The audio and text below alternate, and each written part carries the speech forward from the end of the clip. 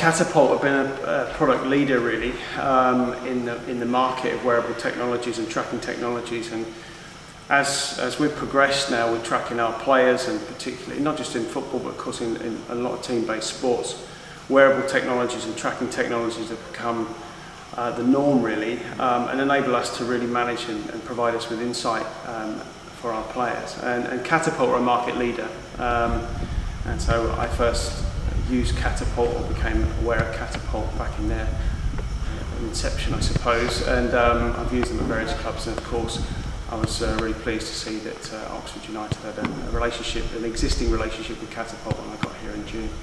And in terms of Oxford United's performance strategy, where did Catapult fit into that? So I suppose it's really, for us, it's building a picture of our players, and from a performance perspective, it doesn't matter which pathway we're talking about, whether that's the under-18s, the women's team, the men's team.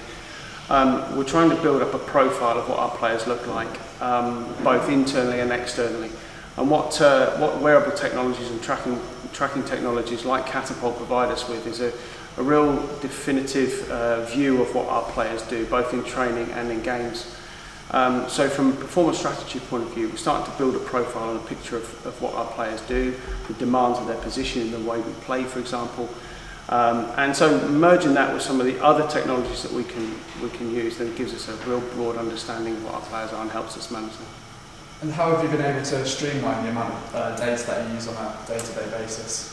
Yeah, so that's twofold really. Firstly, there's an understanding from a performance point of view of what a human looks like, what a football player looks like, what they look like within the context of the way we want to play. And then the second part is looking at it within the philosophy that we play and what is meaningful data to us on a day-to-day and a week-to-week basis. And that really is how we can manage the players, as I say, on a daily basis, and try to put them in the best position and most prepared for games on a Saturday. So what specific metrics do your team analyse, and what actions do you take as a result? Yeah, so we'll look at things like, of course we'll look at total distances, how far the players have travelled, how far the players have run. Of course, once we've got time and we've got distance, then we can calculate speed. So we'll break that down into various speed thresholds, so we can look at how far players have sprinted, high speed running, jogging, running, walking, etc.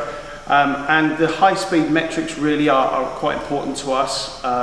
We know that from the research that we've seen, we know that the total distances that players cover now are relatively stable, but the differences now in the game is that players are covering some distances at higher speeds.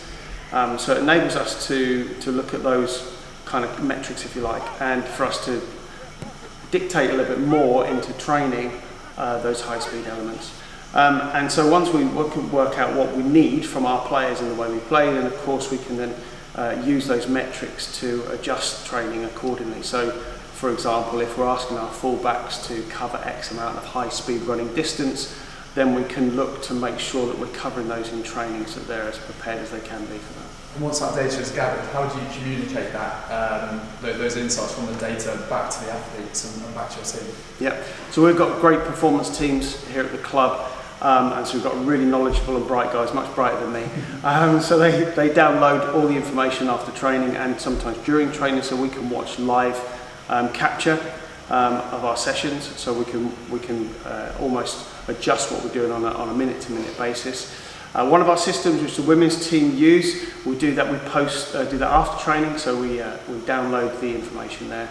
And so for the men's first team, for example, we have an app which we use to communicate across the players, so we can download the report from training sessions, from games, put it straight onto the app, and the players can all see what they've done in games. They're a market leader, not just in the football industry, but across the globe, and so they're a really strong brand, really strong in the market of wearable technologies and tracking technologies, both from a GPS point of view and an LPS, a local positioning system point of view. So for us, we're really confident in the brand, we're really confident in the products. And what Catapult are strong in is having a number of different options across their brand. So yeah, as I mentioned, our women's team use something slightly different to our academy, use something slightly different to the men's team, but it does mean that we can use all the same metrics across all our different pathways. So it's a natural progression for some of our players, for example, working from the academy into the first team in the future. So I think that's the strength really of the product, is that there's a number of options, and there, as a market leader, a global brand, we have confidence in what we're looking at and what we're using.